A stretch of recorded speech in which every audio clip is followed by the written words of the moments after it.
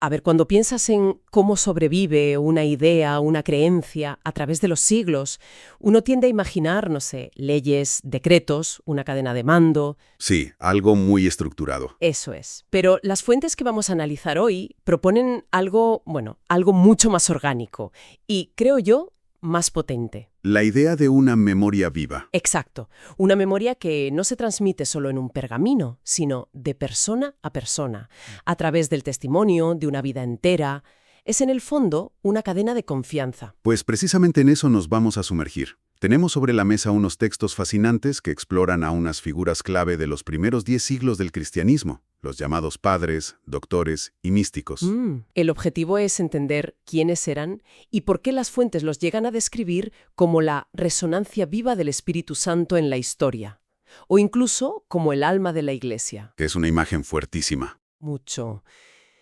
Y no como un poder paralelo a la jerarquía, sino como una fuerza que ilumina todo desde dentro. Y para que no se quede todo en una idea muy abstracta, el material se centra en un personaje que lo encarna a la perfección. San Policarpo de Esmirna. Un hombre que fue, literalmente, un puente de carne y hueso entre la era de los apóstoles y la siguiente generación. De acuerdo, pues empecemos a desenredar esto. Las fuentes establecen una distinción muy clara entre tres grupos: padres, doctores y místicos. A primera vista podrían parecer sinónimos, pero no lo son para nada, ¿verdad? En absoluto, no. Cada término apunta a una contribución muy distinta y la clasificación es muy útil. A ver, empecemos por los padres de la Iglesia. Vale, son los grandes maestros del primer milenio, más o menos hasta el siglo VIII. Los textos los definen como testigos privilegiados de la tradición y para ser considerado un padre se requerían tres cosas: santidad de vida reconocida, antigüedad, o sea, una cercanía a las fuentes apostólicas y, por supuesto, una doctrina ortodoxa, en comunión con la Iglesia. O sea que no era un título académico, por así decirlo, era más bien un reconocimiento de la comunidad a su autoridad moral y espiritual. Justo. Y dentro de ese grupo tan amplio están los doctores. ¿Qué los diferencia? Los doctores son padres de la Iglesia, pero con un plus. La Iglesia ha reconocido formalmente que su enseñanza tiene un valor excepcional, perenne. Una de las fuentes usa una analogía que me parece brillante. A ver. Dice que su trabajo no añade nueva revelación, sino que actúa como un diamante tallado. O sea, al ser trabajado, hace que la luz de la fe apostólica original brille con una claridad y unas facetas que antes no se percibían. Un diamante tallado. Es una imagen potente, sí. Pero, un momento, ¿implica que su trabajo era solo de pulir? ¿No había un elemento creativo o de profunda reinterpretación en su obra para hacerla comprensible a su tiempo? Es una pregunta clave. Su genialidad no estaba en inventar, sino en profundizar. Pensemos en alguien como San Agustín, que es el caso paradigmático de padre y doctor. Claro. Él no inventó la doctrina de la gracia, pero la exploró con una profundidad psicológica y filosófica tan brutal que su obra se volvió normativa para siempre. Su creatividad consistía en conectar la revelación con las preguntas más profundas del corazón humano de su época. Y resulta que son las de todas las épocas. Entiendo. O sea, la originalidad radicaba en la profundidad, no en la novedad. Vale, y nos queda el tercer grupo, los místicos. Aquí el foco parece cambiar por completo. Totalmente. Si los padres y doctores nos dejaron sobre todo escritos, el gran aporte de los místicos es su propia existencia. Los documentos los describen como creyentes cuya experiencia de unión con Dios fue tan abrumadora que su vida se convirtió en una teofanía silenciosa. ¿Una teofanía silenciosa? Sí, una manifestación de lo divino.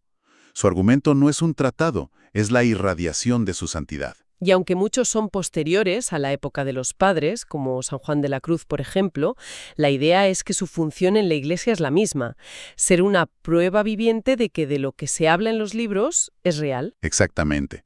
Son la demostración de que la teología no es un crucigrama intelectual, sino un camino que se puede recorrer hasta sus últimas consecuencias. Y aquí es donde la cosa se pone, para mí, fascinante, porque los textos plantean una especie de equilibrio de poder espiritual. Sí. Dibujan una dinámica muy clara entre la función de los papas, de la jerarquía, y la de estas figuras.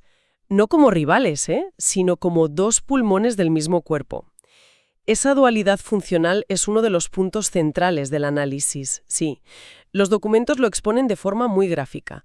Los papas y los obispos gobiernan la Iglesia. Los padres, doctores y místicos la iluminan. La iluminan desde dentro. Eso es.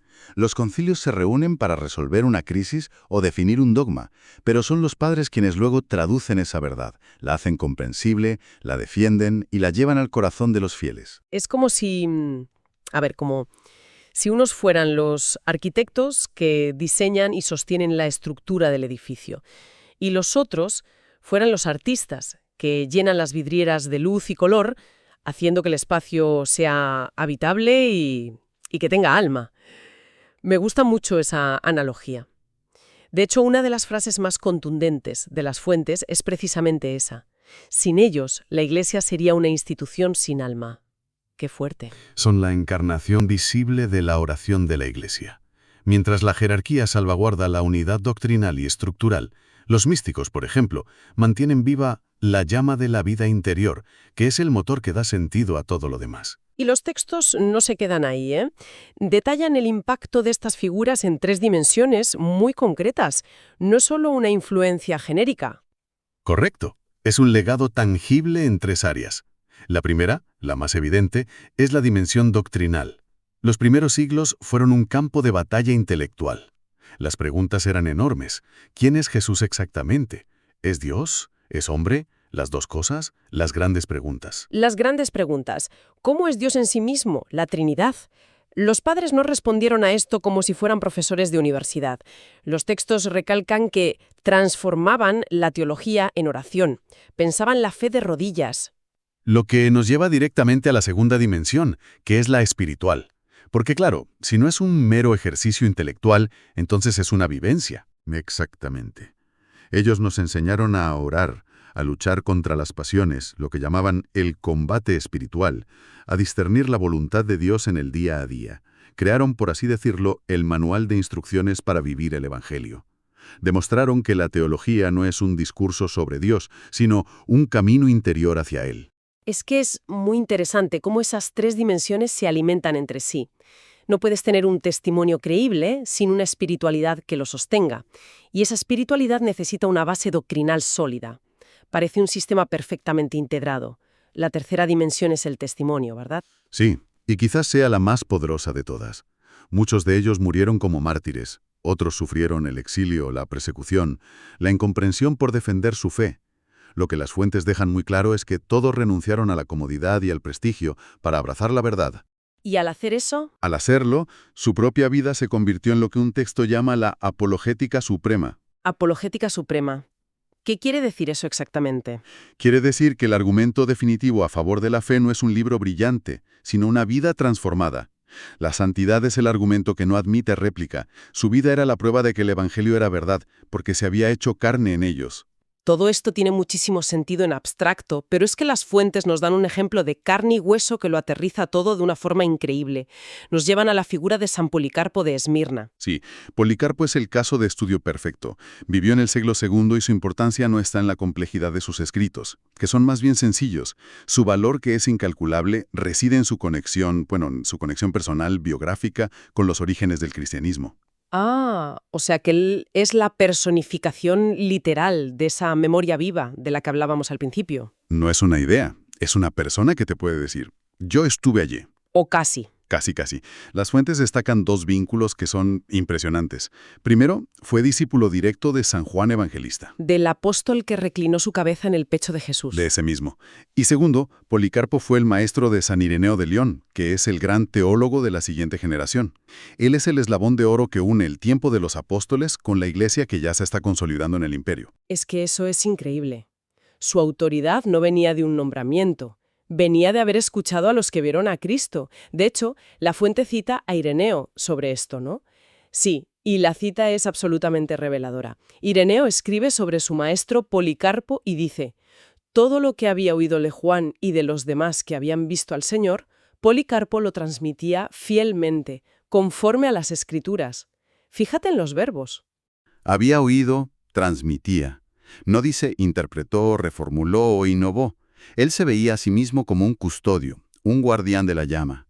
¿Y cómo era el mundo en el que le tocó ser ese guardián? ¿A qué se enfrentaba la Iglesia a mediados del siglo II? Pues era un momento de una enorme vitalidad y a la vez de un peligro extremo. El cristianismo se estaba expandiendo a una velocidad de vértigo, pero ese crecimiento trajo consigo tres grandes desafíos que el documento detalla muy bien. A ver, Por un lado, las persecuciones locales. Aún no era una persecución general en todo el imperio, pero en ciudades como Esmirna, ser cristiano te podía costar la vida en cualquier momento. el peligro físico, por un lado. ¿Y los otros? Los otros eran peligros internos. El más grave eran las herejías gnósticas. Eran corrientes filosóficas, espirituales muy complejas, que, en resumen, enseñaban que la materia era mala. Ah, claro. Y por tanto, negaban que Cristo hubiera tenido un cuerpo real, humano. Para ellos era una especie de aparición, un fantasma. Y el tercer desafío eran las tensiones litúrgicas. Por ejemplo, había una gran controversia entre las iglesias de Oriente y Occidente sobre la fecha correcta para celebrar la Pascua. ¿Y en medio de todo eso? En medio de toda esa agitación, Policarpo era, como lo llama la fuente, un pilar de estabilidad apostólica. Y su forma de actuar ante sus desafíos es lo que realmente lo define, ¿no? Las fuentes hablan de cómo se enfrentó a los gnósticos y de un viaje crucial que hizo a Roma. Exacto. Y en esas dos acciones vemos su método. Contra los gnósticos, su argumento no era una disertación filosófica. Su argumento era el mismo. Era básicamente, lo que contáis no tiene nada que ver con lo que a mí me enseñó Juan, que lo vio y lo tocó. La fuerza de la tradición como una experiencia personal, no como un libro de historia. Justo. Su lógica era la de la memoria viva, la fuerza del testigo directo. Esto es lo que recibí. Y luego está el viaje a Roma para ver al Papa. Ese episodio es fundamental. Viajó, ya anciano, para encontrarse con el Papa San Aniceto y tratar de unificar la fecha de la Pascua. Y aquí viene lo asombroso. Discutieron, expusieron sus razones y no se pusieron de acuerdo. Espera, ¿me estás diciendo que viaja hasta Roma? No se ponen de acuerdo en un tema litúrgico importante. ¿Y no pasa nada? Eso choca frontalmente con la idea que una puede tener de la disciplina y la unidad en la Iglesia primitiva. Choca, verdad. Pero es que ahí está la lección. El documento subraya que, a pesar del desacuerdo, mantuvieron la plena comunión. Aniceto, en un gesto de profundo respeto, le pidió a Policarpo que presidiera la Eucaristía en Roma. Increíble. Lo que nos demuestra es algo esencial, que la unidad de la Iglesia no exige una uniformidad absoluta en todo, exige caridad y comunión en lo esencial. La autoridad de Policarpo, que venía de los apóstoles, y la de Aniceto, que venía de Pedro, se abrazaron. Y todo esto culmina en su final, su martirio, que las fuentes narran como el cierre perfecto de una vida de fidelidad. Es el clímax absoluto. Encarna la virtud que mejor lo definió, la perseverancia, el guardar la llama hasta las últimas consecuencias. El momento clave es el diálogo con el procónsul, que incluso parece que quería salvarle la vida y le pide que maldiga a Cristo. Y ahí es cuando pronuncia una de las frases más célebres de la historia del cristianismo. Sí, la respuesta que ha llegado hasta nosotros es: 86 años lo he servido, y jamás me hizo mal alguno. ¿Cómo podría blasfemar de mi rey que me salvó? Es que esa frase es demoledora. Lo cambia todo. No es una discusión teológica. Es la declaración de lealtad de un amigo. No es un argumento, es una biografía. Es el resumen de una relación personal forjada durante casi un siglo. Después de 86 años, esa relación es lo único que importa. Exacto. Por eso los relatos de la época describen su muerte no como una derrota o una tragedia, sino con términos litúrgicos, un holocausto voluntario, una liturgia vivida en la carne. Su vida y su muerte fueron una única pieza, coherente y luminosa. Hemos partido de un concepto amplio, el de estos custodios de la fe, y hemos llegado a la historia concreta y conmovedora de Policarpo. Si tuviéramos que destilar la idea principal que nos dejan estas fuentes, ¿cuál sería? Yo creo que la gran lección es que la fe cristiana no es en su raíz una filosofía ni un código moral, sino un acontecimiento que se transmite a través de personas. Estas figuras nos recuerdan que la fe se recibe, no se inventa, y que tiene una raíz histórica y concreta. Y que, como decías antes, la santidad es el argumento más convincente. Que la verdadera autoridad, la que perdura a través de los siglos, no nace del poder, sino de una vida coherente. Justo eso. Uno de los textos se pregunta por qué estas figuras nos siguen hablando hoy, 2000 años después.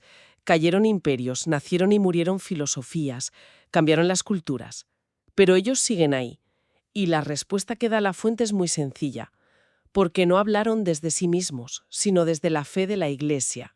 No escribieron para su tiempo, sino para la eternidad. Hay una frase en el anexo general que me parece que lo resume todo de una forma muy bella. Sí, es la conclusión perfecta. Los santos son la memoria viva de Dios en la tierra. Sin duda. Y todo esto que hemos hablado deja una pregunta flotando en el aire, una reflexión final.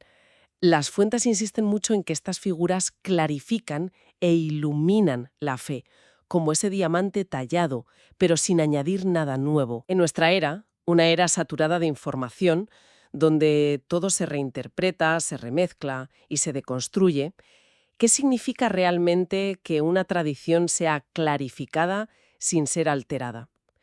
¿Cómo puede una memoria viva, como la que encarna Policarpo, mantenerse absolutamente fiel a su origen y a la vez seguir hablando con fuerza a un mundo que no se parece en nada al suyo?